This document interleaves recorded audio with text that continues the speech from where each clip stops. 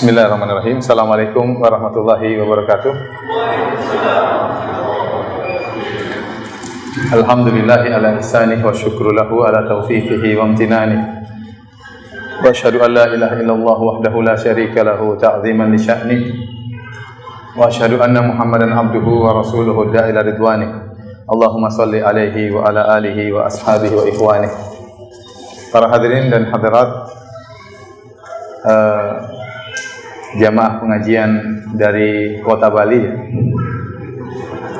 Alhamdulillah, segala puji dan syukur kita panjatkan kepada Allah Subhanahu wa taala yang permudahkan kita untuk berkumpul di Masjid Allah Subhanahu wa taala untuk mengingatnya, untuk mengagungkannya, untuk mendekatkan diri kepada Allah Subhanahu wa taala. Salawat dan salam tercurahkan selalu kepada junjungan kita Nabi Muhammad sallallahu alaihi wasallam, pada keluarganya serta seluruh sahabat beliau tanpa terkecuali. Pada kesempatan kali ini kita akan membahas topik yang judulnya Masuk Surga Bersama Keluarga. Masuk surga bersama keluarga. Kenapa saya mengangkat topik ini? Karena tentunya sangat indah kalau kita bisa masuk surga bersama keluarga kita. Di surga ketemu dengan istri kita, anak-anak kita yang kita cintai, orang tua kita, tante kita, kerabat kita. Ini perkara yang sangat indah. Saya saja kalau pas di Masjid Nabawi atau pas hajian ketemu teman lama, teman SMP misalnya. Udah lama nggak ketemu, tahu-tahu ketemu ya. Ternyata lagi ikut pengajian atau lagi hajian, bahagia kita ketemu dengan teman ya. Perasaan kamu dulu nakal kok sekarang bisa hajian. Ya. Allah kasih hidayah sama yang Allah kehendaki. Senang ya.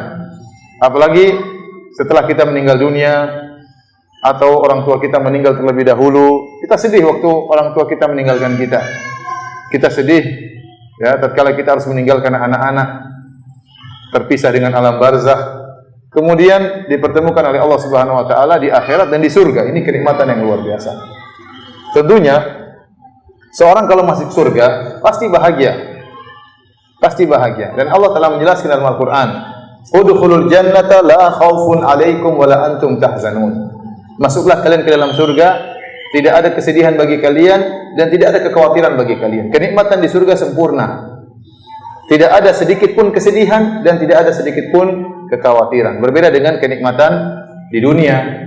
Kalau di dunia mau kaya seperti apapun, mau tinggi pangkat seperti apapun, ya, mau raja, mau jenderal, mau punya kemewahan semewah apapun, pasti terkontaminasi dengan kesedihan, pasti pernah khawatir, pasti pernah sakit, ya. Di surga tidak ada hal ini semuanya. Semuanya enak. Ya. Kata Nabi SAW, wa yunadi munadin, di surga kelak ada yang menyeru, innalakum alla tasqamu, innalakum antasihu fala tasqamu abada. Kalian akan senantiasa sehat dan tidak pernah akan sakit selamanya. Penghuni surga selalu sehat, tidak pernah sakit. Wa innalakum antashibbu fala tahramu abada. Kalian akan senantiasa muda dan tidak pernah akan tua selama-lamanya. Wa innalakum antan'amu fala taba'asu abada. Kalian akan senantiasa senang dan tidak akan sedih selama-lamanya. Wa innalakum antahyau fala tamutu abada. Kalian akan senantiasa hidup dan tidak akan mati selama-lamanya. Adapun di dunia, siapapun dia, mau raja, mau presiden, pasti pernah sakit ya. Pasti pernah sakit. Pasti pernah ketakutan. Pasti pernah gelisah, pasti pernah sedih, pasti pernah nangis. Antum kira hanya orang miskin saja yang sakit? Orang kaya juga sakit. Bahkan terkadang orang kaya mencret juga seperti antum. Antum kira raja tidak mencret, presiden tidak mencret, mereka juga pernah sakit seperti antum.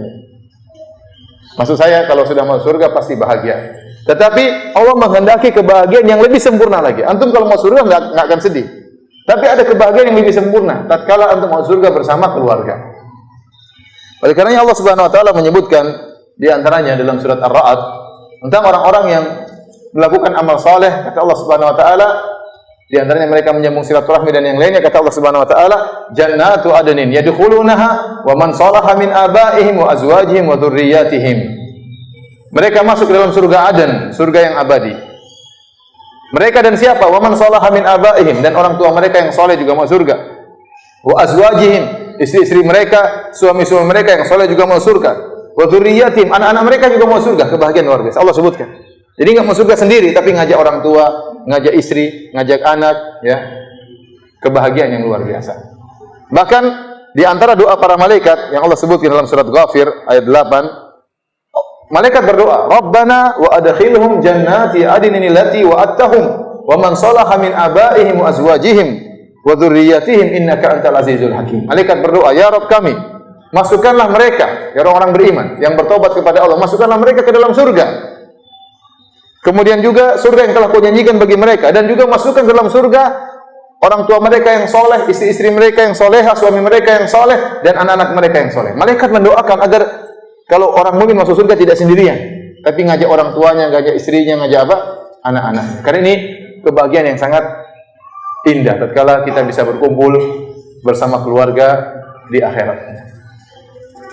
Karenanya para hadirin dan hadirat yang rahmat Allah Subhanahu wa taala, ini pembahasan penting agar kita tidak egois tatkala menjalani kehidupan beragama dalam kehidupan ini. Allah larang. Jangan sampai ada seorang suami berpikir, bukan urusan saya istri saya, bukan urusan saya anak-anak saya. Tidak, itu semua urusanmu, dan anak dan istrimu tanggung jawabmu. Tidak boleh egois. Jangan dibilang saya sholat, anak saya mau narkoba, mau apa, biarin aja, ini bukan urusan saya. Oh, nggak boleh begitu. Mau istri saya jadi bahlul atau bahlulah, ya terserah. Bukan urusan saya. Ngomong nggak pakai jilbab, bukan urusan saya. Oh, nggak bisa begitu. Allah melarang kita egois.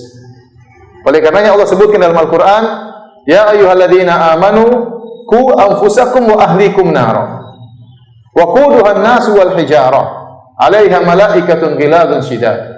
Kata Allah Subhanahu wa taala, wahai orang yang beriman, jagalah diri kalian dan keluarga kalian dari neraka jahanam. Jangan sampai kalian kena neraka, jangan sampai juga anak dan istri kalian kena neraka jahanam. Kenapa? Sangat ngeri. Wa quduhan nasu wal hijarah. Kata Allah Subhanahu wa taala, yang bahan bakarnya adalah manusia dan batu. Orang kafir terbakar di neraka dan mereka juga jadi bahan bakar. Batu jadi bahan bakar, bukan bensin, batu jadi bahan bakar. 'Alaiha malaikatun ghiladun syidad, dan ternyata di neraka ada malaikat-malaikat yang keras dan kasar, mengerikan. Oleh karenanya Allah larang seorang egois, ajak anak istrimu masuk surga. Jangan egois, jangan pikir diri sendiri. Dalam ayat yang lain, dalam surat Thaha, kata Allah Subhanahu wa taala, wa'mur ahlaka bis-sholati wastabir 'alaiha. La nas'aluka rizqan nahnu narzuquk wal 'aqibatu lit-taqwa. Kata Allah, perintahkanlah keluargamu untuk salat. Suami disuruh, perintahkan anak istrimu salat. Perintahkan baik-baik, suruh mereka salat. Wastabir 'alaiha, dan bersabar. Salat butuh kesabaran. Suruh anak salat butuh kesabaran. Merintah istri salat untuk butuh kesabaran. Ya, karena sebagian istri kepala batu, ya. Sebagian anak apalagi kepala batu. Dikasih tahu nggak mau dengar. Ya. Butuh kesabaran, jangan marah-marah, ya. Karena saya pernah dengar ada kasus, ada seorang dia sholat subuh. Sebelum sholat subuh dia bangunkan istrinya. Bangun sholat subuh. Ya pergi dulu sana. Suaminya pergi sholat subuh. Waktu pulang istrinya masih tidur. Marah dia. Kamu dari tadi nggak bangun sholat subuh, saya ceraikan kamu. Dicerai gara-gara terlambat sholat apa? Subuh. Ini ngawur seperti ini. Ini nggak sabar namanya. Namanya apa? Nggak sabar. Dia salah juga dalam menjalankan perintah Allah Subhanahu wa taala. Harusnya istrinya dihukum pakai karet, dia hukum pakai senapan. Salah seperti ini. Kasih hukuman dia, tapi bukan begitu caranya. Langsung apa? Diceraikan. Bukan begitu. Kata Allah, wastabir 'alaiha, bersabar untuk salat. Sabar juga untuk menyuruh mereka untuk apa? Salat. Sama anak lembut, bangunkan salat. Ada orang saya pernah dengar ceramah di Arab Saudi, ada orang tua yang marah sama anaknya. Bangunkan salat, anaknya enggak bangun. Nak, bangun. Gum, bangun. Ya Allah, salli, bangun. Enggak mau bangun dia. Ya himar, kata dia. Gum. Anaknya Abi apa? Himar. Abi bapaknya himar.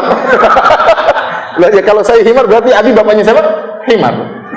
Bangun dia tapi. juga jangan begitu juga. Apa enggak bisa lembut-lembut gimana caranya? Wastabir 'alaiha, sabar. Salat harus sabar. Nyuruh mereka salat juga apa?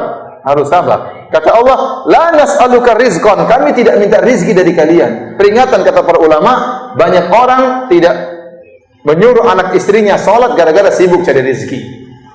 Sibuk kerja, keluar pagi pulang malam, tidak pernah nyuruh anaknya sholat, tidak pernah nyuruh istrinya sholat. Apa susahnya duhur telepon istri, sayang sudah sholat belum? Apa susahnya maghrib telepon anak, nak kamu di mana, sudah sholat belum? Sayang anak kita sudah sholat belum, tolong kasih tahu. Meskipun kita jauh, kan nggak susah, biayanya juga murah sekarang. Apalagi WhatsApp gratis. Oleh karenanya, la nas'aluka rizqan, kata Allah, kami tidak pernah minta rizki dari kamu. Kenapa? Kalau kamu cari rizki, kalau kita minta rizki dari kamu, kamu cari rizki. Tapi kan kami tidak pernah minta rizki. Kenapa Anda mencari rizki sampai lupa untuk menyuruh anak istri apa? Salat. Anda hanya memikirkan kepentingan duniawi. Rizki tidak akan pernah ada ujungnya. Terus nyari, anak istri lupa diajari salat. Kata Allah, nahnu narzuquk, bahkan kami yang kasih rizki kepada kamu. Kata para ulama, barang siapa yang menyuruh anak istrinya sholat akan dimudahkan rezekinya oleh Allah.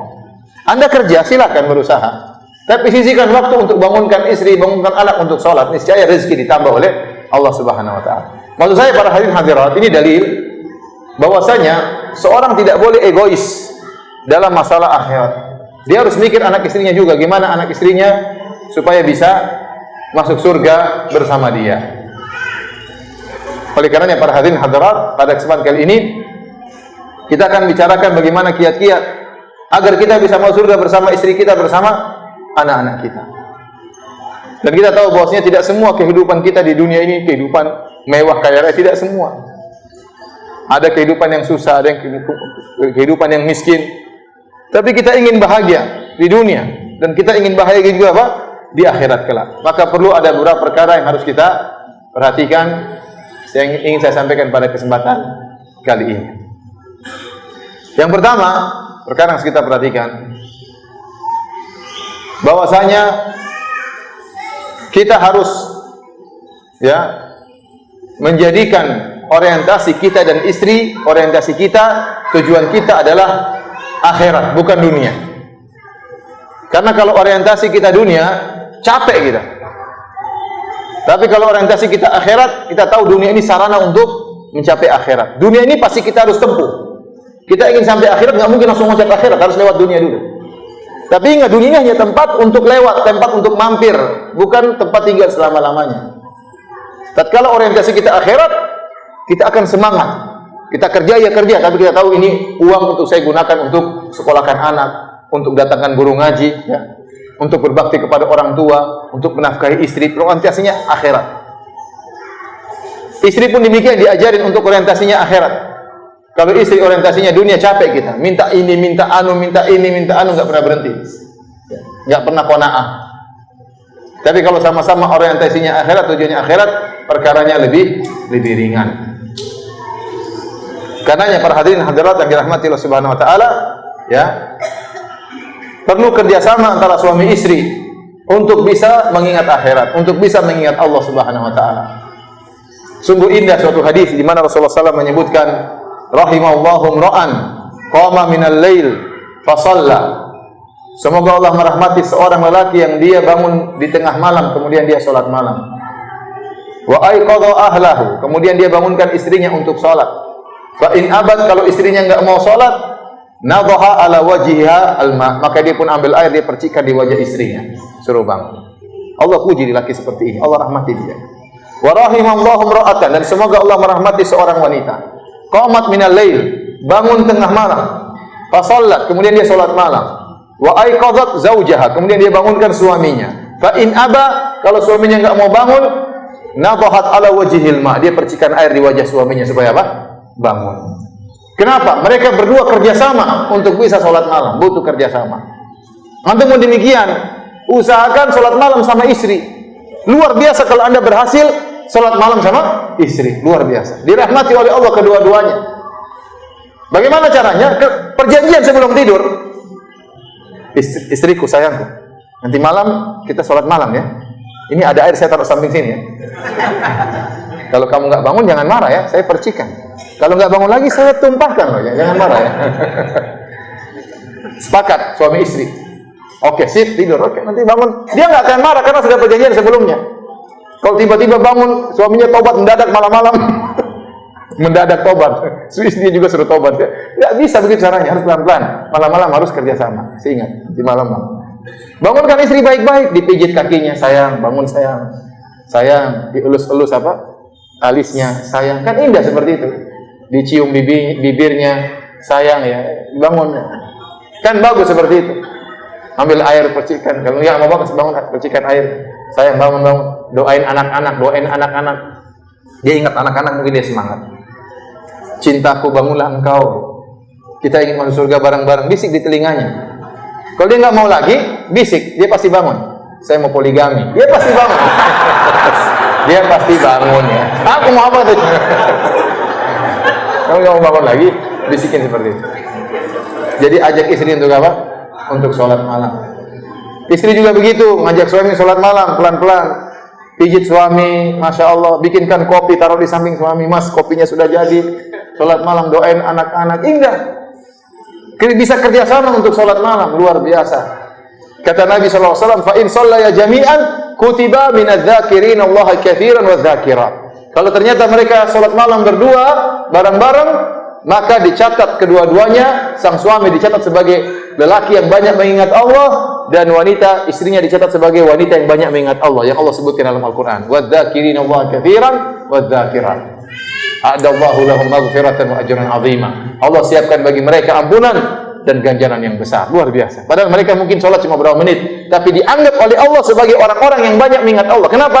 Sulit bangun malam, tidak gampang. Mungkin mereka sholat cuma 10 menit, tapi dianggap oleh Allah sebagai lelaki, suami yang banyak mengingat Allah, dan istri yang banyak mengingat Allah. Ini dalil kata para ulama, boleh terkadang suami istri sholat berjamaah kadang-kadang, bukan setiap saat. Sholat sendiri lebih baik, karena seorang ingin berkholwat kepada Allah Subhanahu wa Ta'ala. Seorang ingin bebas, dia baca Quran sebisa dia. Oleh karena saya sering sampaikan kepada para jamaah, ya, saya selalu sampaikan.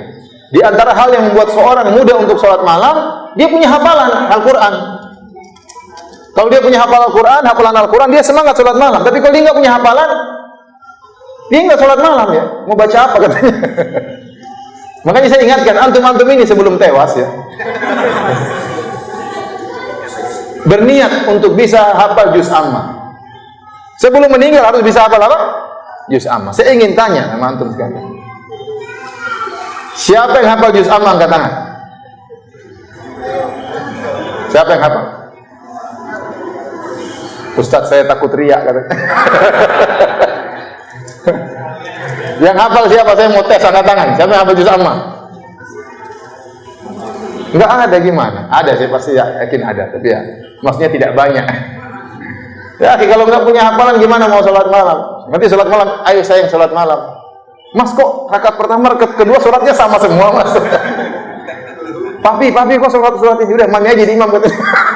Gimana enggak punya hafalan? Kalau enggak punya hafalan rindu untuk apa? Sholat malam. Ini di antara hal kerjasama dengan istri sholat malam luar biasa. Dan banyak, ini sebagai contoh saja. Banyak kerjasama yang lain yang menunjukkan Anda dan istri Anda punya orientasi akhirat. Kerjasama bikin pengajian, kerjasama jadi panitia pengajian, kerjasama ngundang ustadz bikin pengajian di rumah, kerjasama kita gerakan ibu-ibu di desa-desa. Ayo kamu datang ke, saya datang ke bapak-bapaknya, kamu ke ibu-ibunya. Bikin acara. Karena kita itu manusia ini, kalau tidak disibukkan dengan kebaikan, akan disibukkan dengan keburukan. Coba kalau nggak punya kesibukan pengajian, kerjasama sama istri apa? Ayo mas, ada film bagus mas, nonton sinetron. Kerjasama nonton sinetron. Istrinya bangunkan suaminya bangun malam, bukan sholat malam, nonton bola. Mas, bolanya lagi final mas. Subhanallah. Kerjasama nonton bola. Di malam bulan Ramadan, malam Lailatul Qadar nonton bola. Orang-orang baca Quran dia gol. Bagaimana itu Subhanahu wa Ta'ala. Jadi harus ada kesibukan bareng-bareng kerjasama, dan ini akan terasa indah, saling mencintai. Kenapa? Akan tumbuh saling mencintai. Kenapa? Cinta mencintai karena Allah Subhanahu wa Ta'ala. Ya, kalau kita cinta istri kita karena fisik, ya akan berubah istri kita lama-lama top. Tahu top enggak? Tua ompong peot. Lama-lama begitu. Akan ada suatu saat istri kita top. Tapi kalau kita cinta karena Allah Subhanahu wa Ta'ala, ya meskipun dia berubah, tetap kita sayang. Kenapa? Kita menjadikan dia solehah. Kita sayang sama dia. Istri juga sayang sama suami saya soleh, kerja sama. Harus orientasinya apa? Akhirat. Ini perkara yang sangat penting, bahwasanya suami istri harus rubah orientasinya, jangan apa namanya? dunia terus tidak akan ada habisnya.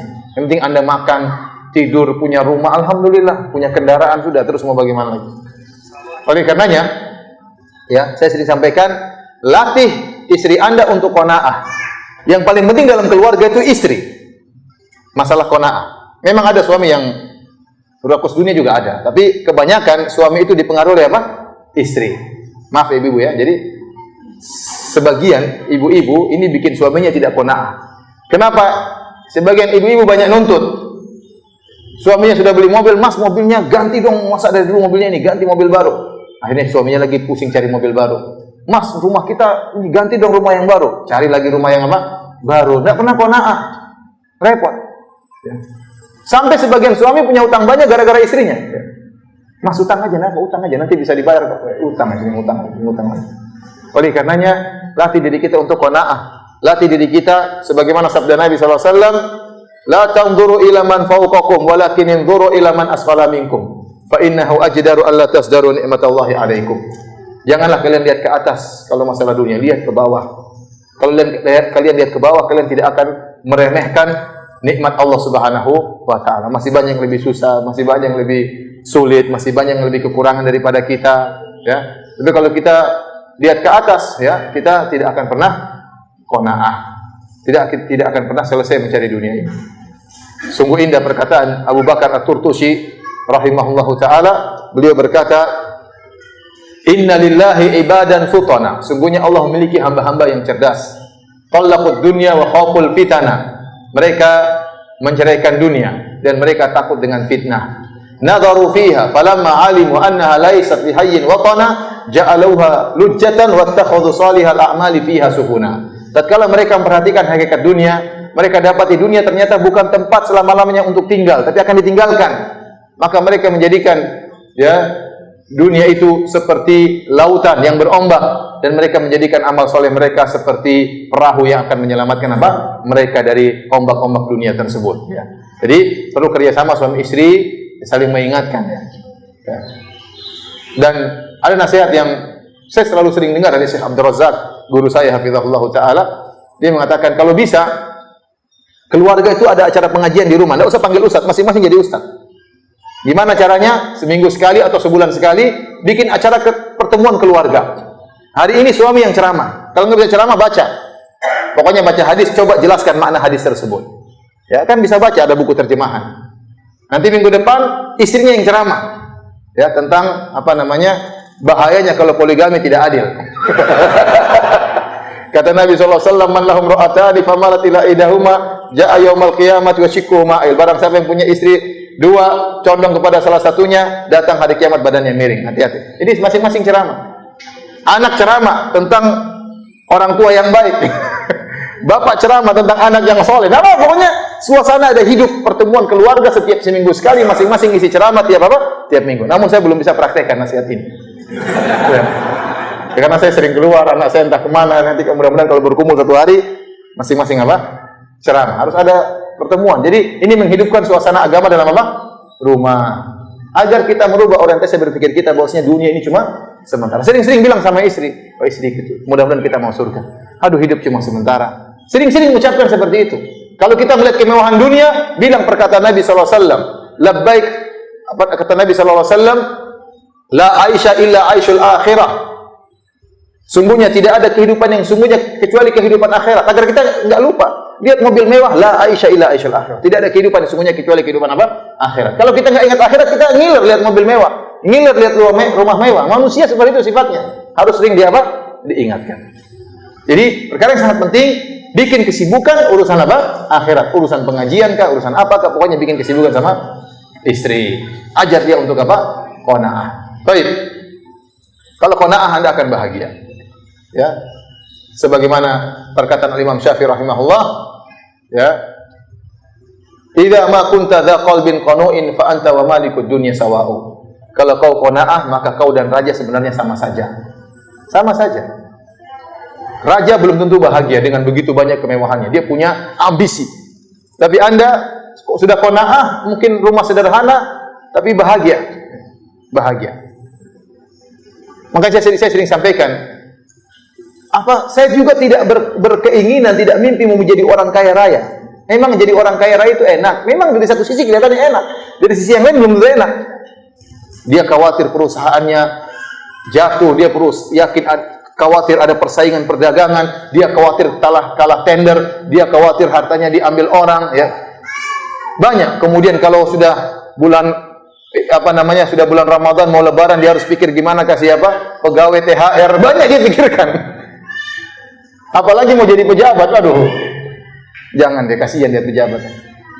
Kelihatannya senyum, tapi di balik senyumannya banyak sekali masalah yang harus dia pikul.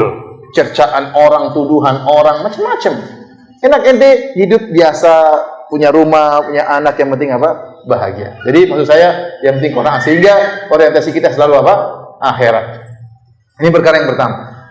Perkara berikutnya yang sangat penting, yaitu kita ingin mengajak anak-anak kita untuk masuk surga juga. Ini sangat penting. Karena saya sering sampaikan, anak-anak itu merupakan aset terbesar milik orang tua. Terbesar yang mendatangkan kebahagiaan di dunia, apalagi kebahagiaan di akhirat. Ya akhi, kita kalau lihat saudara anak kita soleh, kita sangat bahagia. Anak saya tidak, maksudnya saya lihat anak-anak saya baca Quran, ngapalin Quran, bahagia sekali saya. Tapi kalau lihat anak saya dangdutan kan gimana perasaannya? Dangdutan ikut goyang-goyang joget. Kamu ini belajar di mana kayak gini? Kita kan sedih lihat anak-anak masih anak kecil, apalagi kalau udah gede. Lihat anak-anak kemudian nakal, cuek, nggak pernah ke masjid, kena narkoba, bergaulnya sembarangan, tidak pernah ada di rumah. Kebahagiaan apa yang kita dapatkan seperti ini? Kalau anak kita soleh, itu aset dunia dan akhirat. Bahagia di dunia terlebih lagi kalau di akhirat. Anak soleh itu aset yang sangat luar biasa. Maka saya akan menyampaikan dalil-dalil tentang pentingnya anak soleh. Harus kerjasama suami istri bagaimana menciptakan anak-anak menjadi anak yang soleh. Ini aset yang paling berharga. Di antaranya, apa kata Nabi SAW? Idza mata ibnu Adam inqata anhu amaluhu illa min thalath. Jika anak Adam telah meninggal dunia, terputus darinya seluruh amalan kecuali dari 3 perkara. Shadaqatun jariyah, sedekah jariah. Ilmun yantafa'u bihi, ilmu yang bermanfaat. Waladun salihun yad'u lahu, anak soleh yang mendoakan. Ini anak soleh yang mendoakan ini adalah amalan yang tidak pernah terputus. Kata para ulama, dia mendapat keuntungan dari 2 perkara. Ayah atau ibu dapat keuntungan dari 2 perkara di anak soleh ini. Yang pertama, anaknya kalau dia beramal soleh, seluruh amalannya lari kepada bapak dan ibunya. Anaknya ngaji, anaknya sholat, anaknya sedekah, bapaknya juga dapat pahala, orang tuanya juga dapat pahala. Yang kedua, plus anaknya selalu doain orang tuanya. Ini luar biasa. Antum sudah meninggal dalam kuburan, apa yang ada dalam alam barzah, apa yang Anda perlukan? Anda tidak perlu harta lagi, harta tidak ada manfaatnya. Anda tinggalkan mobil 5, mobil itu tidak ada manfaatnya, udah. Ninggalkan rumah mewah, tidak ada manfaatnya. Yang Anda butuhkan ada yang doain Anda, anak yang doain. Dan orang yang paling setia mendoakan kita, anak kita. Orang yang paling setia mendoakan kita siapa? Anak kita. Antum mengharapkan doa siapa? Orang yang paling mendoakan kita ada 3 orang yang paling sering mendoakan kita. Pertama orang tua kita, kedua istri kita, ketiga anak kita. Orang tua kita sering doain kita, sebagaimana kita sering doain anak-anak. Tetapi yang jadi masalah, orang tua biasanya lebih dahulu meninggal. Tapi kalau orang tua sudah meninggal, tinggal istri dan anak. Istri kita sering doain kita. Ya Allah, jagalah suamiku ya Allah. Ya Allah, jadikanlah suamiku saleh ya Allah. Ya Allah, jangan jadikan suamiku pindah ke lain hati ya Allah. Banyak doanya. Doain kita terus, khusyuk doanya. Tapi kalau kita meninggal, istri kita biasanya tidak lama kemudian ikut juga nyusul sama kita meninggal. Yang umurnya panjang biasanya apa? Anak-anak. Itu pun istri kita belum tentu setia doain kita. Kita meninggal, dia kawin lagi, sudah dia lupa sama kita. Lupa sama kita. Dia sibuk dengan suami yang baru. Apalagi dia bilang ternyata suami saya dulu kurang ajar. Ini yang bagus. Tapi saya tahu istri-istri solehah setia doain kita. Benar ya. Tapi maksud saya umur dia tidak panjang seperti kita. Beda dengan anak. Yang paling setia mendoakan kita anak kita. Ente mengharapkan doa dari teman-teman. Kapan teman ente doain ente? Ente coba jujur sama diri ente. Kapan ente doain teman ente? Jarang kan? Hampir nggak pernah Ustaz. Jangankan teman, Ustaz saja tidak pernah ente doain. Saya tanya, ente yang pernah doain saya coba angkat tangan. Nggak ada kan? Ya ada mungkin sekali-sekali. Kapan kita didoain teman? Kalau kita lagi sakit. Oh semoga kamu cepat sembuh. Kalau nggak sakit nggak didoain. Kalau sudah mati dia bilang rahimakallah, semoga Allah merahmati engkau. Kenapa sudah meninggal? Kasihan. Mungkin doain sehari 2 hari, habis itu sudah dilupain. Makanya tidak usah berharap doa dari teman. Harap doa dari anak, karena itu syar'i. Rasulullah SAW mengatakan anak soleh yang apa? Mendoakan kita. Yang paling setia mendoakan kita anak-anak kita. Dan amalan dia semuanya mengalir kepada kita. Lihat kata Nabi SAW, Inna rajula la turfa'u darajatuhu fil jannah. Ada seorang laki diangkat derajatnya di surga. Dia heran, kata dia, anna lihada, kok bisa derajat saya tinggi? Kata Allah, bistighfari waladika laka, karena anakmu sering mohon ampun buat engkau. Luar biasa. Kita sudah nggak butuh, percuma anak kita kaya raya, jadi orang terpandang tapi nggak pernah doain kita, nggak pernah sholat. Kapan dia mau doain kita? Doain dirinya saja kah? Jarang. Mau doain di kita. Lebih baik anak kita, taruhlah anak kita miskin, nggak apa-apa, tapi dia soleh. Dia yang akan doain kita, setia doain kita. Kalau bisa lagi anak kita berhasil dan soleh, itu yang luar biasa. Sukses dunia, sukses apa? Akhirat. Oleh karena para hadirin dan hadirat yang dirahmati Allah Subhanahu wa taala, anak soleh luar biasa. Manfaatnya sangat luar biasa. Di antara yang menunjukkan sangat pentingnya anak soleh, antum bayangkan, kalau antum meninggal, antum punya anak 2, ya. Satu 40 tahun lagi baru meninggal, satunya 50 tahun lagi baru meninggal. Berarti setelah antum meninggal, antum masih dapat bonus amal soleh 90 tahun. Jadi anak pertama 40 tahun, dari anak kedua berapa? 50 tahun. Kenapa? Setiap amal mereka ngalir kepada anda, pahalanya ngalir kepada anda. Bayangkan, berarti antum dapat bonus berapa tahun? 90 tahun. Karena anak anda dua-duanya soleh, sholat 5 waktu, waktunya puasa dia puasa, waktunya bayar zakat dia bayar zakat, pahalanya terus ngalir sama kita. Karena kita dulu yang didik dia, karena dia anak kita. Coba kalau anak antum 20, coba. Luar biasa. Luar biasa. Satu orang umurnya 30 tahun, ada yang 40 tahun setelah antum meninggal. Bayangkan, kalau 40 tahun saja, kali 20 berapa? 40 kali 20 berapa? Berapa? 20 kali 40. 2 kali 4, 8. 800 ya? 800 tahun antum dapat bonus, luar biasa. Coba kalau anak antum 30, subhanallah.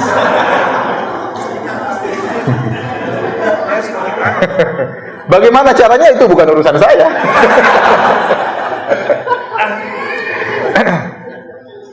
Ya.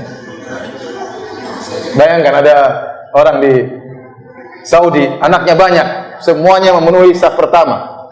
Saf pertama anaknya sholat, anak dari yang besar sampai yang kecil-kecil. Luar biasa, kan bahagia lihat. Begitu azan semua anak kumpul. Senang kita lihat anak-anak kita seperti itu. Soleh-soleh. Ya. Disebutkan tatkala dia anaknya lagi ngumpul, ada anak kecil yang lari-lari. Anak dia tahu, nakal lari di masjid. Dia larang, jangan nakal. Kamu, ibumu yang mana ibumu?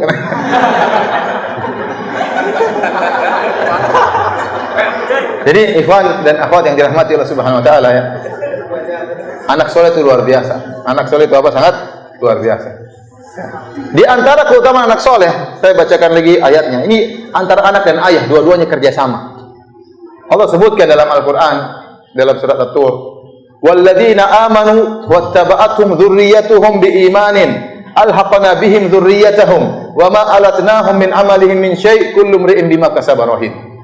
Kata Allah, walladzina amanu, orang yang beriman, wattaba'athum dzurriyyatuhum, kemudian anak-anaknya juga ikut beriman, alhaqna bihim dzurriyyatahum, maka kami akan sertakan anak-anaknya kepada mereka, wama alatnahum min amalihim min syai', dan kami tidak akan kurangi amalan mereka sama sekali. Maksudnya bagaimana ayat ini? Ayat ini begini misalnya ayah dan anak masuk surga, tapi derajat surganya berbeda. Ayahnya soleh, anaknya kurang soleh, tapi sama-sama beriman. Ternyata ayahnya di surga tingkat 10, anaknya tingkat 2. Allah tahu bahwasanya di antara kesempurnaan kebahagiaan berkumpul anak dan ayah. Allah tahu itu. Makanya di antara karunia yang Allah berikan kepada hamba yang soleh, kata Allah, alhaqna bihim dzurriyyatahum, anaknya diangkat derajatnya ke tingkat yang 10 karena bapaknya soleh. Karena bapaknya apa? Soleh. Kata Allah, wa ma alatnahum min amalihim min syai', dan kami tidak akan mengurangi pahala bapaknya. Padahal kalau kita mau matematikakan, kalau kita ingin sinkronisasi sama anak kita, maka kita harus korban. Kita di tingkat 10 di surga, turun ke tingkat 5, anak kita dari 2 naik ke tingkat apa? 5, ketemunya di surga tingkat 5. Tapi Allah bilang tidak. Orang tua tetap tingkat 10, anak yang diangkat ke tingkat berapa? 10. Dan kata para ulama ini juga berlaku, ahli tafsir menyebutkan ini berlaku juga sebaliknya. Jika anaknya yang di tingkat 10, bapaknya tingkat 2, bapaknya bisa didongkrak ke tingkat apa? 10. Karena dzurriyyah dalam bahasa Arab bisa artinya anak, bisa artinya nenek moyang. Seperti firman Allah dalam surat Yasin, kata Allah Subhanahu wa taala, "Wa ayatul lahum anna hamalna dzurriyyatahum fil fulkil mashhun." Dan di antara tanda-tanda bagi mereka, kami telah mengangkat dzurriyyah mereka, yaitu nenek moyang mereka. Dzurriyyah tapi maknanya apa? Nenek moyang. Kami angkat nenek moyang mereka di kapal yang berisi, maksudnya Nabi Nuh alaihissalam.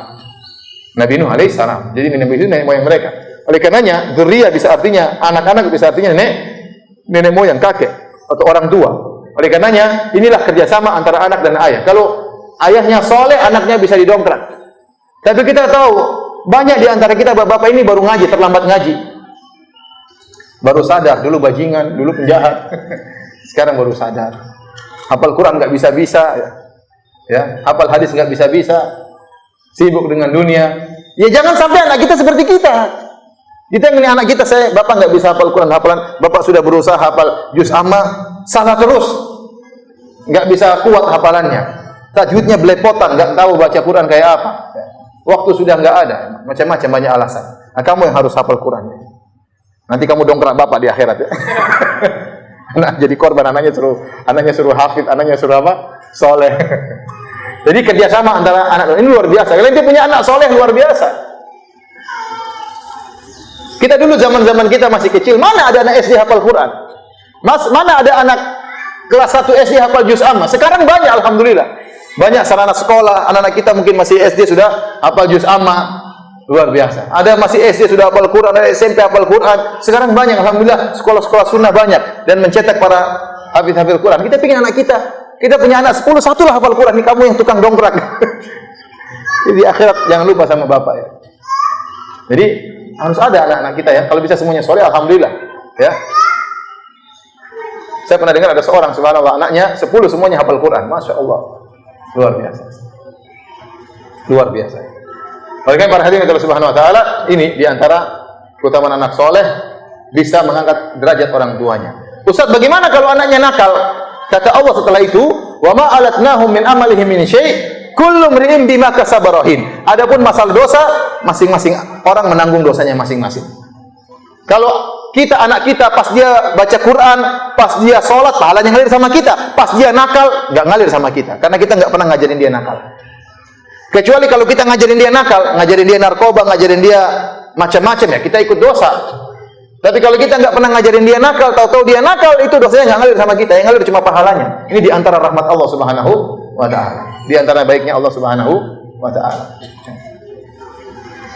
Makanya Allah mengatakan,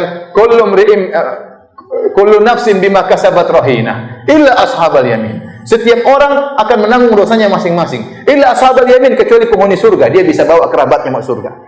Kalau dosa masing-masing nanggung, ya, selama tidak punya andil satu dengan yang lainnya. Tapi kalau amal soleh, maka orang tua akan terkena amal soleh apa? Anaknya. Ini di antara rahmat dan karunia Allah Subhanahu wa taala. Nah, tatkala Anda sekarang sudah tahu bahwasanya anak soleh itu aset terbesar. Ya, subhanallah, senang kita punya anak ya. Ya, anak ini ya, satu hafal Quran, satu ini, masya Allah, bahagia kita. Ya mereka kadang nakal, tapi ya begitulah anak-anak ya. Tapi waktunya baca Quran, mereka baca Quran. Kita ajak ke masjid, senang luar biasa kita. Lihat anak-anak seperti itu. Kita dulu nggak seperti itu. Ya, kita dulu keterbatasan. Dai dulu kurang, hampir nggak ada dai.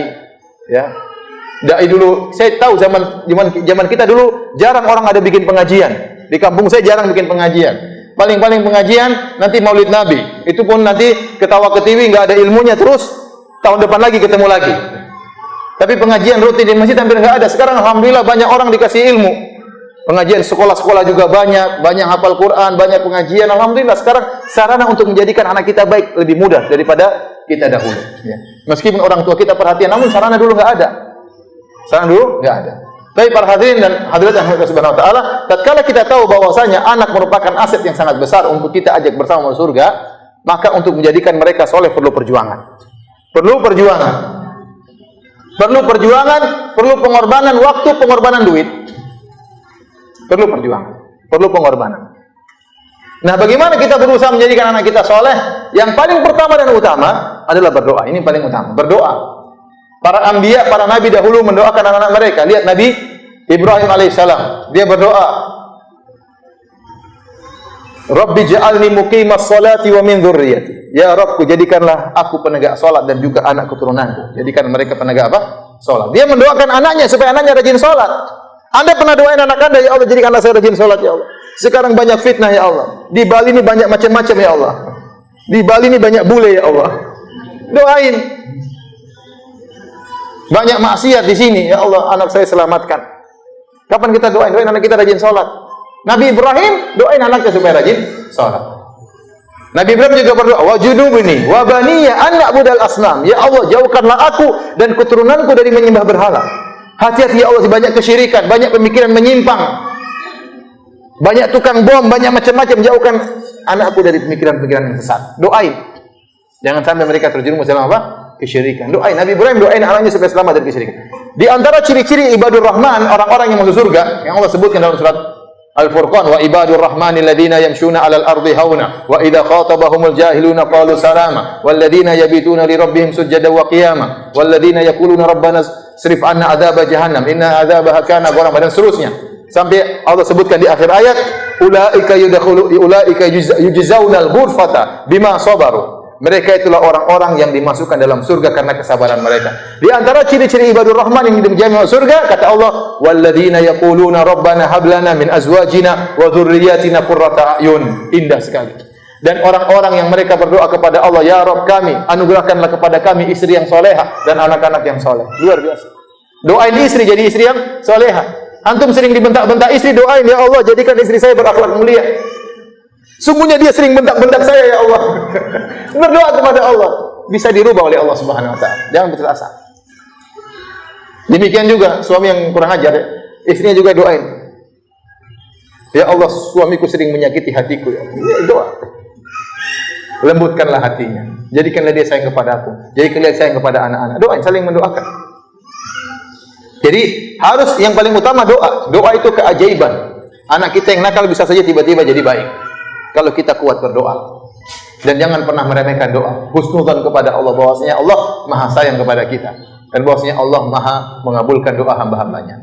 Ini yang pertama, berdoa. Yang kedua, di antara cara agar anak kita menjadi anak yang soleh, kita juga harus soleh, berusaha. Kitanya juga berusaha untuk soleh. Kita dan istri kita berusaha jadi soleh dan soleha.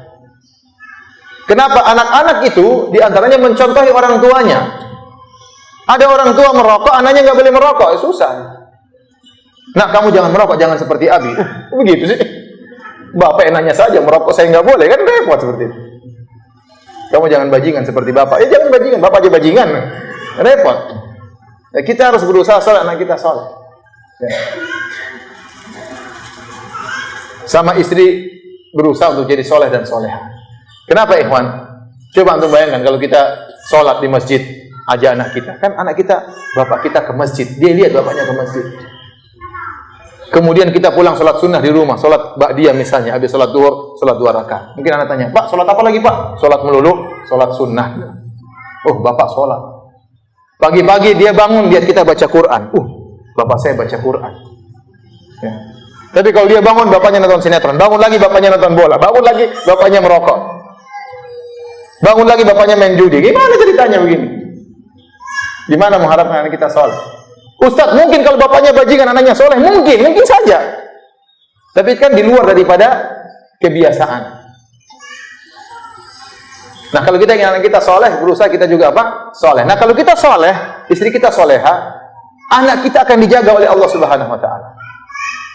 Dalilnya apa? Dalilnya dalam surat Al-Kahfi. Allah sebutkan tentang Nabi Musa dan Nabi Khadir tatkala mereka berdua berjalan. Kata Allah, "Fantalaqa hatta idza ataya ahla qaryatin istata'ama ahlaha fa abaw ayyudhayifuhuma fawajada fiha jidaran yuridu an yanqadha fa aqama." Berjalan Nabi Musa dan Nabi Khadir menuju suatu kaum. Kemudian mereka minta makan, mereka lapar. Ternyata penduduk kaum tersebut, penduduk kampung tersebut tidak mau kasih makan Nabi Musa dan Nabi Khadir. Ini penduduk kurang ajar ya. Nabi minta makan nggak dikasih. Ini bukan ustaz yang minta makan, tapi apa? Nabi minta makan, mereka nggak kasih. Tapi Nabi Khadir dan Nabi Musa sabar. Waktu mereka hendak keluar dari kampung tersebut, Nabi Khadir mendapati ada tembok yang rubuh. tembok rumah rusak ini. Diperbaiki oleh Nabi Khadir, fa aqama, diluruskan oleh Nabi Khadir. Nabi Musa heran, kenapa kau luruskan tembok orang yang kurang ajar seperti ini, kok diluruskan rumahnya? Maka Nabi Khadir jelaskan kepada Nabi Musa. Kata Nabi Khadir, wa ammal jidaru fakana li ghulamaini yatimaini fil madinati wa kana tahtahu kanzul lahumā wa kana abuhuma salihah. Fa arada rabbuka ay yablugha fa arada rabbuka ay yablugha ashuddahuma wa yastakhrija kanzahuma rahmatan min rabbik. Ya. Kata Nabi Khadir, sungguhnya tembok ini adalah milik dua anak yatim. Dan di bawah tembok tersebut ada harta mereka. Kalau miring temboknya, ini hartanya akan kelihatan, bisa diambil orang kampung yang jahat-jahat tadi. Tapi kalau diluruskan, maka harta tadi tidak akan kelihatan. Allah ingin mereka anak yatim berdua ini dewasa, kemudian nanti ngambil harta tersebut. Kenapa? Wa kana abuhuma salihah. Karena orang tua dari anak yatim ini adalah orang tua yang saleh. Bayangkan, Allah jaga anak yatim ini karena bapaknya saleh. Karena bapaknya saleh. Apalagi di zaman sekarang, ikhwan. Susah, nah kita bergaul susah kita untuk apa? Untuk kita teliti setiap hari, mau lihat di CCTV terus kan nggak bisa anak kita. Entah mereka kemana kita nggak tahu. Apalagi di Bali, banyak pergaulan yang macam-macam. Di Jakarta misalnya. Dahulu kenapa Nabi SAW tidak suka seorang Muslim tinggal di kampung orang-orang kafir? Nabi nggak suka. Kenapa? Sulit dia untuk menjalankan ibadah. Di antaranya hikmahnya, anak-anaknya susah untuk bisa berpendidikan Islami. Kenapa tinggal di negara kafir? Sampai sekarang para ulama melarang tinggal di negara kafir kecuali ada maslahat. Kenapa? Khawatir agamanya tergadaikan. Nah, oleh karena kalau antum sekarang tinggal di Bali, makanya antum harus kuatkan Islam antum. Harus kuatkan. Hati-hati anak-anak, jangan sampai salah apa? Bergaul. Antum harus soleh dan soleha supaya Allah menjaga anak kita. Pergaulan sangat mudah apa? Untuk membuat anak kita terjerumus dalam hal-hal yang kita tidak sukai. Oleh karena para hadirin hadirat, kalau kita ingin anak kita soleh, kita berusaha jadi soleh dan soleh. Jangan tinggalkan sholat 5 waktu. Ada harta sedikit kita sedekah. Jangan pernah tinggalkan puasa Ramadan. Ya. Saling ingatkan istri untuk sholat, ingatkan suami untuk apa? Sholat. Doain anak-anak supaya anak kita diselamatkan oleh Allah Subhanahu wa Ta'ala. Kemudian, di antara hal yang mungkin bisa kita lakukan agar anak kita menjadi anak-anak yang soleh, jangan biarkan dia main sembarangan. Karena teman yang buruk sangat berbahaya. Saya sering sampaikan kepada orang Arab, as-sahibu sahib, bahwasanya sahabat itu menarik. Kalau temannya buruk, anak kita akan diajak kepada keburukan. Kenapa ingin jadi teman? Harus sinkron. Kalau temannya baik, dia akan dibawa kepada kebaikan. Nah, kita pesan sama anak kita, cari teman yang baik. Kalau kita dapati anak kita main sama teman yang baik, kita support. Kita hormati temannya tersebut, undang ke rumah, kasih makan. Supaya dia bisa jaga anak kita ini. Hormati teman anak kita itu. Undang ke rumah, suruh tidur di rumah. Masakan Indomie. Belikan makanan. Kenapa? Karena kalau dia salah main, bahaya. Mumpung dia punya teman yang soleh, rajin ke masjid, sudah, itu suruh dia main terus sama teman itu. Jangan sembarang main, bahaya. Teman itu sangat mudah merubah. Sangat mudah. Dari baik kemudian tiba-tiba nakal. Dari tahu-tahu kena narkoba, tahu-tahu berzina, tahu-tahu sangat mudah. Karena pergaulan sangat berbahaya. Hati-hati. Jangan kita bilang anak kita sudah pinter kok, sudah besar, sudah pandai memilih. Jangan seperti itu. Hati-hati. Anak kita tuh terkadang masih bingung, masih cari jati diri, masih ikut hawa nafsunya. Hati-hati. Kalau Anda tahu ada temannya buruk, jangan biarkan dia main sama teman buruk. Jangan Anda pede, oh anak saya bisa jaga diri. Jangan, hati-hati. Syahwat bermain, ya. Dengan mudah orang terjerumus. Hati-hati. Jangan, larang, tidak boleh. Kamu harus main dengan orang yang baik. Kenapa? Kalau sampai dia nakal, kita kena tanggung jawab dari Allah Subhanahu Wa Taala. Kenapa kita biarkan main dengan anak sembarangan?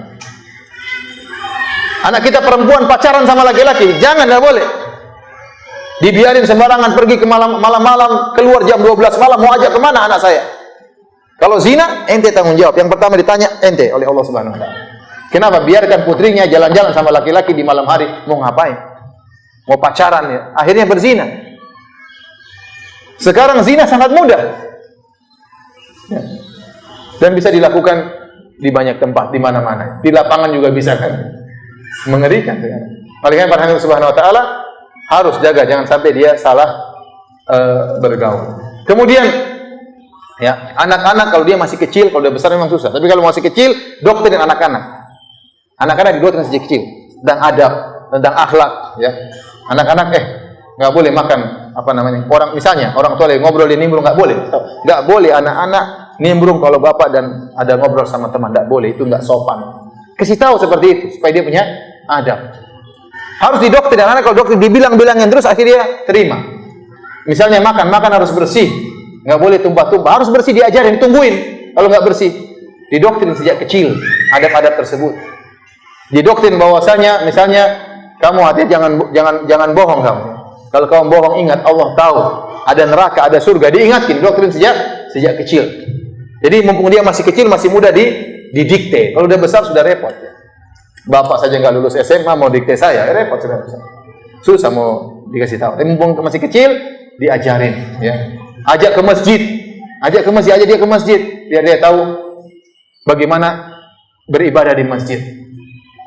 Jadi mumpung masih kecil didoktrin. Kemudian jangan lupa juga kata para ulama, tatkala mendidik anak-anak harus ada namanya ya targhib wa tarhib. Targhib wa tarhib apa namanya? Targhib artinya motivasi, memberi penghargaan, apresiasi kalau anak kita berbuat kebaikan. Tarhib memperingatkan kalau anak kita berbuat salah, kita tegur, kita kasih hukuman. Ini harus kita lakukan pada anak-anak kita.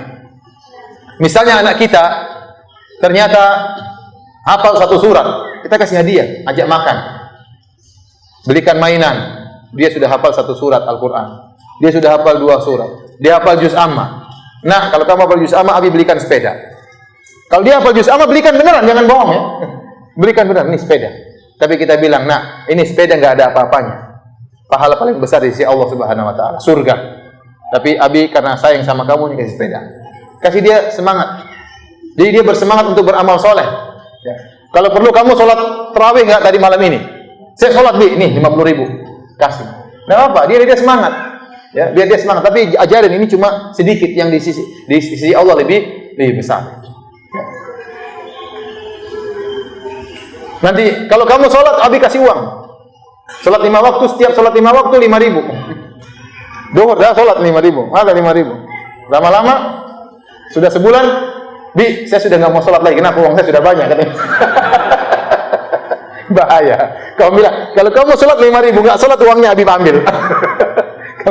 Jadi namanya targhib dan tarhib. Ya, makanya dalam Al-Quran banyak. Kalau begini dapat pahala, kalau begini ada siksaan.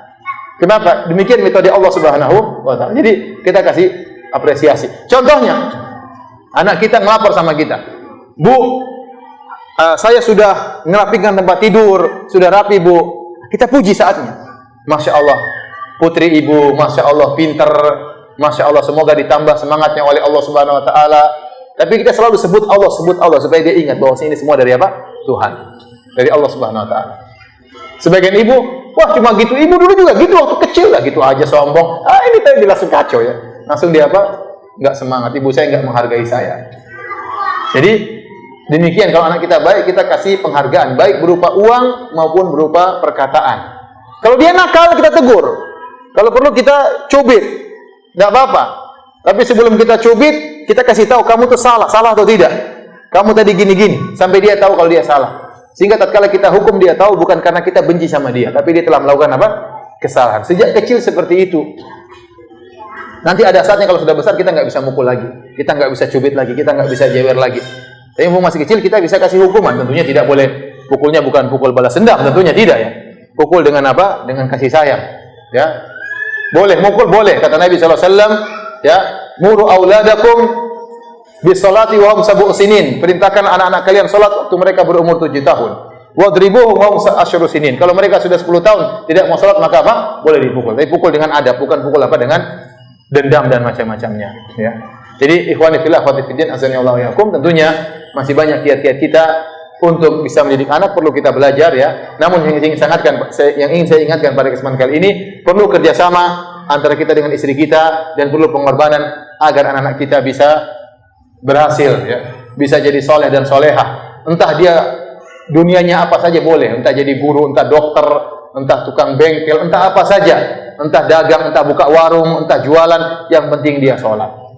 Itu harga mati, tidak boleh kita biarkan. Harus dia sholat. Kalau dia nggak sholat, siapa yang mau doain kita kalau kita meninggal? Siapa yang mau doain kita kalau kita meninggal dunia? Siapa yang mengangkat derajat kita di akhirat kalau anak kita nggak sholat? Oleh karenanya harus serius dan perjuangan dan berdoa agar anak kita bisa menjadi anak-anak yang saleh. Demikian ikhwan dan akhwat yang dirahmati Allah Subhanahu wa taala, apa yang disampaikan pada kesempatan kali ini. Kalau ada yang bertanya maka saya persilahkan. Wallahu taala alam bisawab. Hadiah, Bang.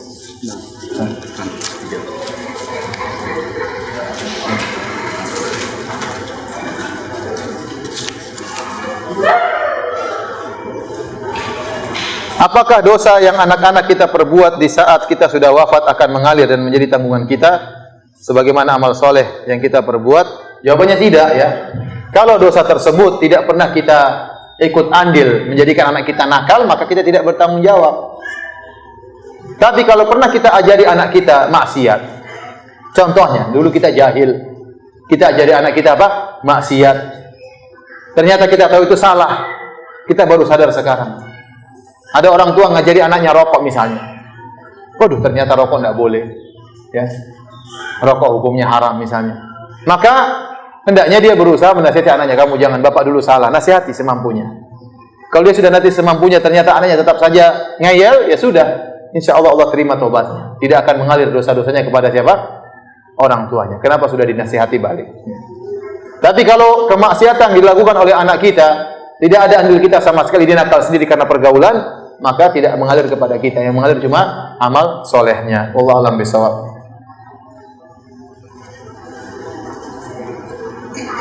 Mohon arahannya, apabila suami istri keduanya bekerja, apabila suami istri keduanya bekerja,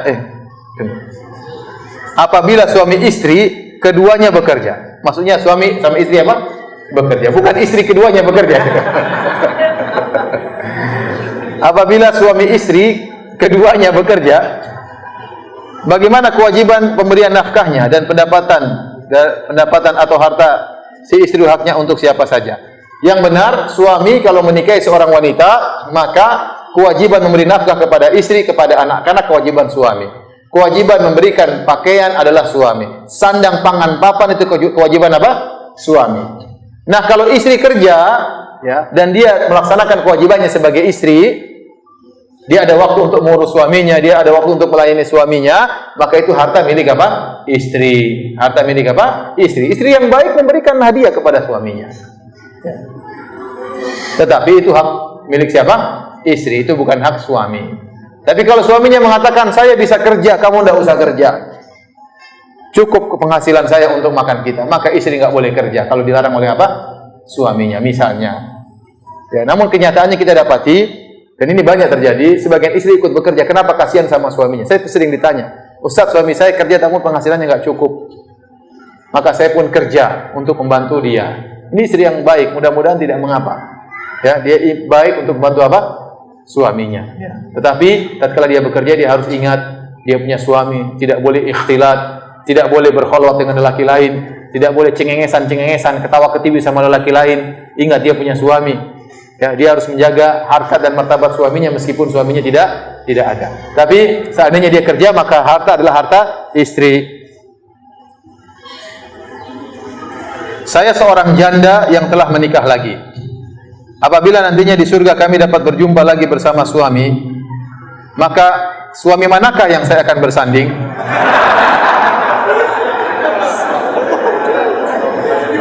Apakah dengan suami pertama saya yang sudah dipanggil lebih dulu, ataukah suami kedua saya?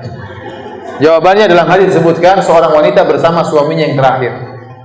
Seorang wanita bersama suaminya yang terakhir. Oleh karena ada sahabiat suaminya meninggal, dia sangat sayang kepada suaminya.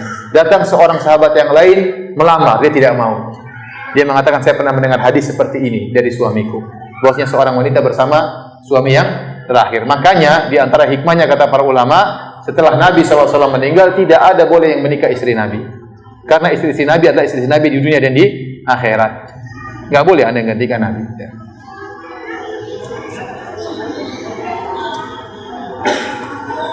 Bagaimana hukumnya apabila seorang istri yang membantu kewajiban suami dalam mencari nafkah, sedang ia sedikit melalaikan hak anak-anaknya dalam pengasuhan?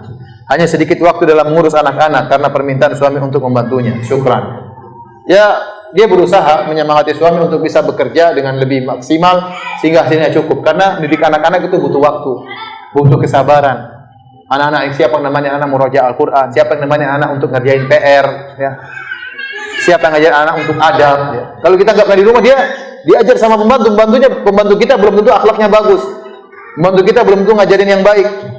Pembantu kita di rumah misalnya nonton sinetron terus, anak kita diajak nonton, kan repot seperti itu. Maka berusaha, kita berdoa semoga suami saya punya penghasilan yang cukup sehingga saya bisa konsentrasi untuk apa? Mendidik anak-anak. Tapi kalau kondisinya darurat, lain lagi.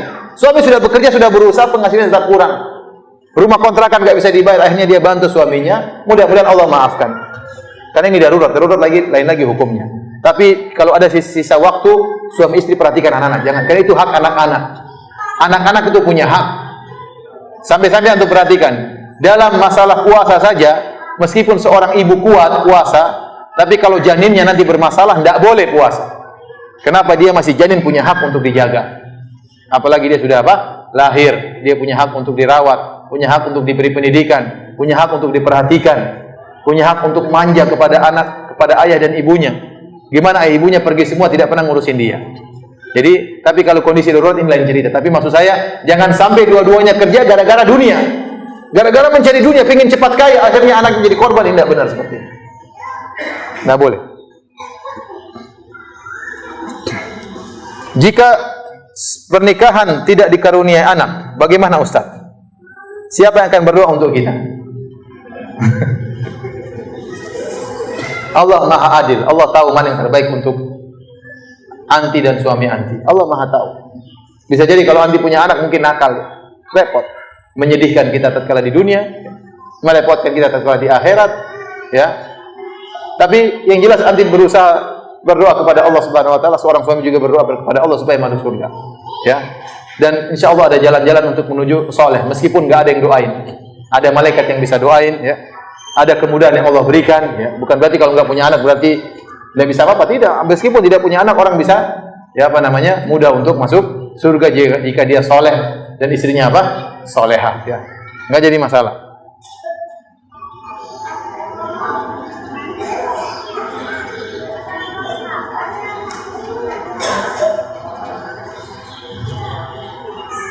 Ustaz, jika seorang sudah meninggal, apakah hanya doa anak soleh yang bisa sampai? Bagaimana dengan orang lain? Tidak. Doa orang lain, doa siapa saja sesama mukmin bermanfaat. Kita datang ke kuburan, kita nggak ada hubungan kerabat sama penghuni kubur ini. Kita bahkan nggak kenal, yang kita tahu dia orang muslim. Kita doain dia, ya Allah ampuni dia. Bermanfaat. Makanya kita sering berdoa, Allah maghfiril muslimina wal muslimat. Ya Allah ampunilah kaum muslimin kaum muslimat, meskipun kita nggak kenal. Tetapi kenapa disebut dengan doa anak soleh? Karena anak solehlah yang setia mendoakan. Dan kemudian yang kedua, amal dia ngalir kepada orang tua pahalanya. Tetapi siapapun yang berdoa untuk kita sesama mukmin, maka bermanfaat. Tidak harus anak soleh yang mendoakan. Kita doain teman, doain orang tua, doain guru kita, doain siapa saja mungkin kita nggak kenal, bermanfaat. Tapi doa yang paling bermanfaat adalah doa anak soleh. Kenapa? Doanya dari hati. Kita kalau doain di kuburan, kita doa, ya Allah ampunilah mereka. Kita doain bermanfaat, tapi tidak seperti doa anak kita kepada kita. Kalau sudah beri di depan kuburan kita, mungkin dia menangis, doain kita dari hati yang sangat dalam. Makanya doa anak soleh itu doa yang sangat paling bermanfaat.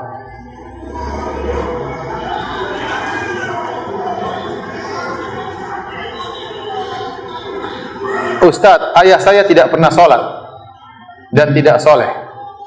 Ibu baru-baru saja belajar agama. Saya masih kurang ilmu agama. Adik saya sama seperti ayah, tidak sholat juga. Minta nasihat Ustaz mengenai keluarga saya. Semangat belajar agama supaya bisa dakwahi orang tua nanti. Supaya bisa dakwahi orang tua. Saya tahu ada seorang ustaz, dia tumbuh dari keluarga yang tidak sholat semuanya. Bapak ibunya tidak sholat, kakaknya tidak sholat, adiknya tidak sholat, semua tidak sholat. Tapi dia semangat belajar agama, akhirnya sholat, ibunya sholat, kakaknya sholat, adiknya sholat, bahkan udah ngaji semuanya, alhamdulillah. Ya. Jadi jadikan itu semangat, saya ingin dakwahi keluarga saya. Jangan putus asa, waduh saya nasibnya gimana. Enggak, kalau anda cari kebenaran, mau bapaknya kafir juga bisa dapat kebenaran. Jangan khawatir. Nabi Ibrahim bapaknya kafir, tapi bisa berdakwah. Oleh karenanya justru jadikan suasana keluarga yang seperti itu bukan untuk kita jadi putus asa, mutung, jangan. Justru kita semangat untuk apa? Beribadah.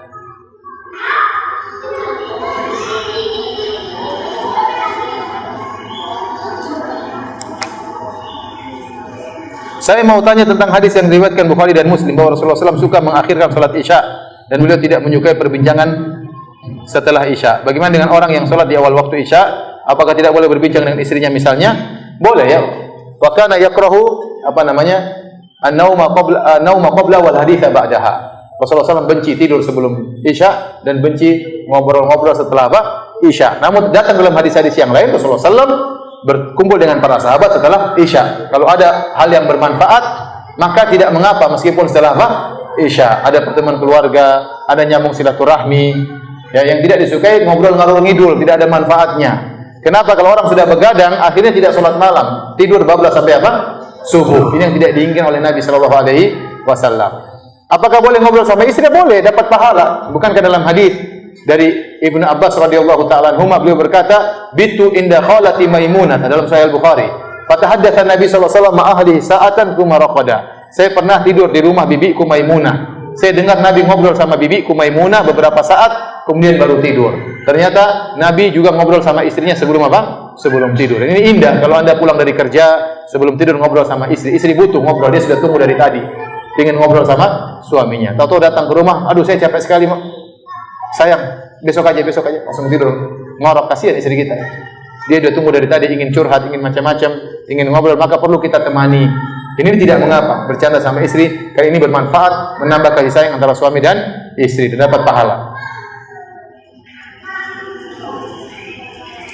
Ustaz, bagaimana tentang paham Syiah yang sekarang lagi ramai? Apakah bahaya bagi ahlu sunnah? Jawabannya ya, Syiah itu pemahaman yang berbahaya. Jadi banyak penyimpangan dilakukan orang Syiah. Di antaranya sebagian Syiah, banyak, bukan sedikit tapi banyak, yang meyakini Al-Quran yang ada sekarang ini sudah terjadi penyimpangan. Ini di antaranya. Kedua di antaranya, makanya kalau antum ada waktu cari buku tentang penyimpangan bahaya Syiah di Indonesia, karangannya MUI, Majelis Ulama Indonesia. Ya. Itu bukunya dibagikan gratis ya. Karena orang Syiah mulai masuk kemana-mana, dan di Bali juga ada orang Syiah. Di antaranya juga, di antara keanehan orang Syiah, kalau kita umat Islam bicara tentang hadis, maka hadis kita adalah hadis Rasulullah Sallallahu Alaihi Wasallam saja. Sumber hukum kita Al-Quran dan Sunnah Nabi. Karena kita yakin yang maksum tidak mungkin salah, cuma Nabi Sallallahu Alaihi Wasallam. Nah, orang-orang Syiah mereka nambah, yang maksum itu bukan cuma Muhammad Sallallahu Alaihi Wasallam, tapi 12 imam mereka juga semuanya maksum. Tidak mungkin salah. Imam mereka siapa saja? Kata mereka Ali, kemudian Hasan, kemudian Husain, kemudian Ali Zainal Abidin, kemudian Muhammad Al-Baqir, Ja'far As-Sadiq, kemudian ada Ali Ridho, ada yang macam-macam sampai kepada Muhammad bin Hasan Al-Askar. 12 imam ini kata mereka maksum, tidak mungkin salah. Jadi posisi 12 imam ini fungsinya sama seperti Nabi Muhammad SAW. Sama-sama dipilih oleh Allah Subhanahu Wa Taala dan sama-sama maksum dan sama-sama jadi hadis. Oleh karena kalau kita lihat literatur mereka dalam buku-buku mereka seperti Al-Kafi, Al-Istibsar, kemudian misalnya buku mereka Biharul Anwar. Ternyata buku-buku mereka bukan mencantumkan hadis-hadis Nabi, cuma sedikit hadis-hadis Nabi Muhammad SAW. Kebanyakan hadis-hadis imam. Imam ini bilang begini, Imam Anu bilang begini, dan itu menjadi sumber hukum. Oleh karenanya ini melazimkan bahwasanya waktu Nabi meninggal agama belum sempurna. Kenapa masih ada hadis-hadis setelah itu? Ya. Dan itu bedanya kita sama orang Syiah, enggak mungkin nyambung. Karena kita orang Islam sumber hukumnya Al-Quran dan Sunnah Nabi. Nabi kita cuma satu, Nabi Muhammad. Yang maksum cuma siapa? Nabi Muhammad. Selain Nabi Muhammad enggak ada yang maksum. Abu Bakar yang dijamin masuk surga pernah salah. Umar yang dijamin masuk surga juga pernah salah. Tidak ada yang maksum, semuanya bisa salah. Kata Imam Malik, kullun yu'khadhu min qawli wa yurad ila sahib hadzal khabar. Setiap orang bisa diterima dan ditolak perkataannya kecuali Nabi Muhammad SAW. Siapapun dia, Imam Syafi'i bisa salah, bisa salah. Bahkan Imam Syafi'i pernah berubah pendapat. Qaulul qadim, qaulul jadid, pendapat lama, pendapat baru, bisa berubah pendapatnya. Kenapa? Dahulu salah, sekarang diperbaiki oleh Imam Syafi'i. Ya. Imam Malik juga bisa salah. Semuanya bisa salah, apalagi kiai. Jelas bisa salah juga. Imam Syafi'i saja bisa salah, apalagi apa? kiai. Makanya nggak ada namanya wali itu maksum, itu nggak ada. Dalam Islam nggak ada. Yang maksum cuma siapa? Nabi Muhammad SAW. Ini wali nggak mungkin salah. Nggak ada, itu yang maksum cuma Nabi. Siapapun dia, siapa yang lebih walinya lebih hebat daripada Abu Bakar? Abu Bakar super wali, tetap aja salah. Umar super wali, tetap aja bisa salah. Kemudian kiai nggak boleh salah. Dari mana aturan seperti ini? Oleh karenanya, ini perbedaan kita dengan orang Syiah. Orang Syiah itu dia punya hadis bukan cuma hadis Nabi, tapi hadis imam. Sehingga seakan-akan agama belum sempurna, nanti sampai imam 12. Imam mereka ada 12. Imam yang 12 siapa, Ustaz? Imam yang 12 namanya Muhammad bin Hasan. Waktu tahun 200 sekian, berumur 5 tahun, dia bersembunyi di Sirdab. Nanti kapan dia muncul? Dia muncul di akhir zaman. Jadi sampai sekarang sudah 1200 tahun dia sembunyi, belum muncul-muncul dan masih hidup. Ini keyakinan mereka orang Syiah, sampai sekarang mereka yakin. Ini aneh, umurnya lebih panjang daripada Nabi Nuh alaihissalam. Dan ada kesatuan-kesatuan mereka yang lain. Di antara kesatuan mereka yang sangat berbahaya, mereka mengkafirkan para sahabat. Kata mereka, para sahabat waktu Nabi meninggal semuanya murtad kecuali cuma berapa orang? 4 orang atau 6 orang, cuma sedikit. Siapa yang tidak murtad? Di antaranya kata mereka Al-Miqdad, Al-Aswad, Ali bin Abi Thalib jelas. Maksudnya di antaranya Ammar bin Yasir, Salman Al-Farisi. Ya, ini yang tidak murtad. Yang lainnya murtad. Abu Bakar kafir, Umar kafir, Utsman di neraka jahanam. Ini bahaya seperti ini. Sehingga seakan-akan mengesankan Nabi itu 23 tahun berdakwah gagal. Kenapa waktu dia meninggal semuanya murtad? Berarti Nabi selama ini ceramah 23 tahun hasilnya nggak ada.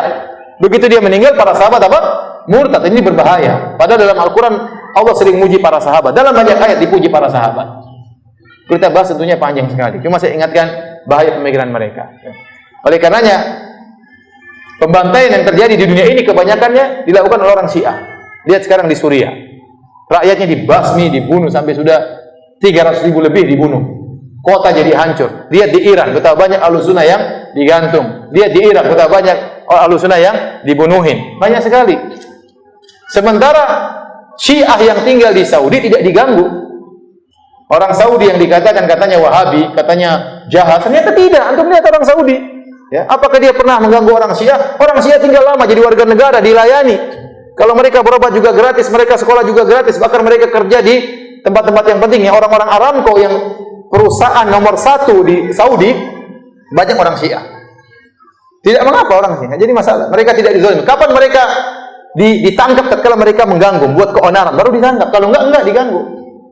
Hidup mereka tentram. Coba Ahlussunnah yang tinggal di negara-negara Syiah dibunuh, dibasmi dan macam-macamnya, menyedihkan. Ya.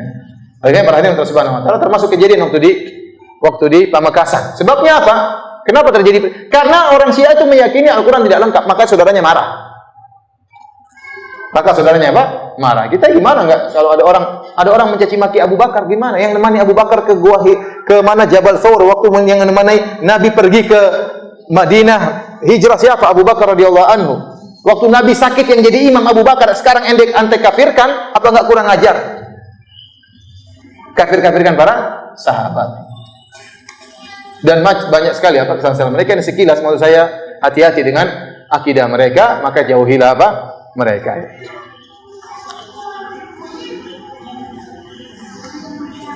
Di sekeliling rumah saya semua orang kafir. Bagaimana hukumnya jikalau kita menjenguk di antara mereka yang sakit kematian dan walimahan mereka? Jadi orang kafir kalau sakit, kalau ada maslahatnya kita jenguk, tidak jadi masalah.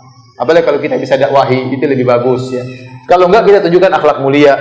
Kita doakan semoga Allah kasih hidayah sama dia. Kita tunjukkan sebagai hak tetangga, kita datangi dia. Tapi kalau sudah meninggal dunia, kata para ulama tidak boleh menghadiri acara kematiannya. Karena dia akan menuju neraka jahanam. Mayat yang menuju neraka jahanam tidak perlu dihormati. Kecuali kata para ulama, kalau kita khawatir dengan kemudaratan. Kalau kita enggak datang, maka kita itu macam-macam dimusuhi oleh orang kampung, maka tidak apa kita datang karena khawatir kemudaratan. Namun asalnya sebenarnya tidak boleh. Makanya dalam hadis tatkala Abu Thalib meninggal dunia, datang Ali bin Abi Thalib datang kepada Rasulullah SAW. Kata Ali bin Abi Thalib, "Inna ammaka dhal qad mat." Ini Abu Thalib bilang, "Wahai Muhammad, pamanmu yang tersesat sudah mati." Padahal bapaknya sendiri. Ini dalam hadis seperti itu. Kata Rasulullah, "Idza fawari." Pergilah dan kuburkan dia. Kata Abu Talib, saya enggak mau. Innahu mata musyrikan. Dia mati musyrik, saya enggak mau kuburkan. Kata Rasulullah SAW, idhab fawari. Kuburkan dia. Akhirnya tidak ada yang menguburkan, ini Ali yang menguburkan. Jadi darurat. Jadi maksud saya, asalnya kalau orang meninggal kita enggak boleh datang. Karena melayat itu haknya orang muslim. Melayat itu haknya orang muslim kepada muslim yang lainnya. Nah, kalau orang kafir meninggal menuju neraka jahanam, ngapain kita hormati?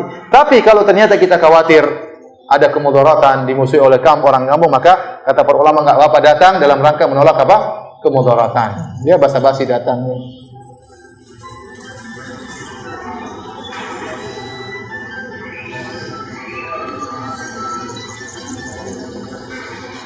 Bagaimana sikap orang tua pada anak yang terkena pengaruh narkoba? Ini sangat menyedihkan. Ini ujian besar bagi seorang tua ya. Kalau anaknya terkena narkoba, ujian besar. Maka banyak-banyak berdoa kepada Allah Subhanahu wa taala. Harus ditangani dengan penanganan khusus. Kasihan anak-anak yang narkoba, kecanduan. Putuskan pergaulan dia dengan orang-orang yang nakal. Paksa, jangan main-main lagi kalau sudah begini ya. Ya cari lembaga-lembaga yang bisa menangani penanganan narkoba ya. Kalau kita sayang sama anak kita, jangan kita biarkan. Ini salah pergaulan, hati-hati, itulah bahaya. Anak-anak kita suruh ikut pengajian, bikin pengajian remaja, anak-anak suruh ikut, suruh jadi panitia, ngajarin, panggil guru ngaji, suruh mereka ngaji. Jadi kalau anak-anak nggak pernah kenal masjid, nggak pernah baca Quran, terus yang mau jaga apa mereka? Di luar seperti itu, tontonan, diskotik, orang-orang bule, orang-orang kafir, terus gimana mau? Oleh karenanya, serius kalau anak sudah terkena narkoba, usahakan cari lembaga atau penanganan yang khusus, spesial, agar mereka bisa sadar gimana caranya. Serius, karena itu aset kita, jangan sampai dia rusak.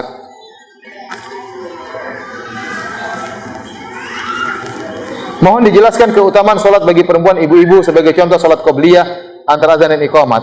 Apakah salat qobliyah ibu-ibu di rumah dibatasi azan dan iqamah? Jadi, salat qobliyah tidak boleh dilakukan kecuali setelah masuk salat.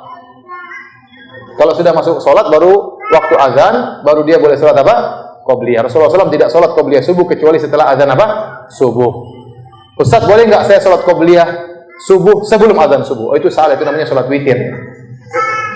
Salat qobliyah itu setelah azan apa? Subuh. Nah, kalau ternyata ibu-ibu tidak dengar azan tapi sudah tahu, oh ini sudah jadi waktu azan zuhur, maka boleh salat qobliyah zuhur. Meskipun belum ada azan. Kenapa? Sudah masuk waktu salat apa? Zuhur. Maka salat 2 rakaat atau 4 rakaat, kemudian salat zuhur, kemudian salat 2 rakaat. Enggak apa-apa, salat sendiri di rumah. Oleh karenanya hadis yang menyerukan untuk salat rawatib itu diriwayatkan oleh Ummu Habibah, istri Nabi, wanita yang meriwayatkan. Kata Ummu Habibah, saya mendengar Rasulullah SAW bersabda, "Man shalla 12 raka'atan, ya, banallahu bihi fil yaumi wa lailah, banallahu bihinna baitan fil jannah." Barang siapa yang salat 12 rakaat siang dan malam, maka Allah akan bangunkan baginya istana di surga. Kata Ummu Habibah, sejak saya dengar Nabi mengatakan demikian, saya tidak pernah meninggalkan salat rawatib. Oleh karenanya ibu-ibu, saya nasihati untuk mengkaitkan salatnya dengan azan di masjid. Begitu dengan azan segera berwudu, salat qobliyah. Jadi supaya semangat. Setelah salat qobliyah, qomat ya salat di rumah sendiri, salat apa? Duhur. Setelah itu kemudian salat ba'diyah. Jadi usahakan. Jadi banyak ibu-ibu salat fardu saja, qobliyah ba'diyah tidak dilakukan. Kenapa? Tidak ada yang menyemangati. Beda kalau kita laki-laki ke masjid, kita masuk belum azan, belum qomat, kita salat. Kenapa? Suasana mendukung. Ibu-ibu terkadang lalai. Maka usahakan ibu-ibu tetap salat qobliyah dan apa? Ba'diyah. Kalau dia menjaga, maka akan dibangunkan baginya istana di surga. Demikian saja para hadirin dan hadirat yang dirahmati Allah Subhanahu wa taala, kajian kita pada kesempatan kali ini. Kurang lebihnya saya mohon maaf ya. Demikian ikhwan dan akhwat yang dirahmati Allah Subhanahu wa taala, kajian kita pada kesempatan kali ini. Semoga Allah mempertemukan kita kembali di kesempatan yang lain dalam ketakwaan kepada Allah Subhanahu wa taala, dan semoga Allah pertemukan kita di surganya kelak ya. Demikian wabillahi taufiq wal hidayah. Assalamualaikum warahmatullahi wabarakatuh.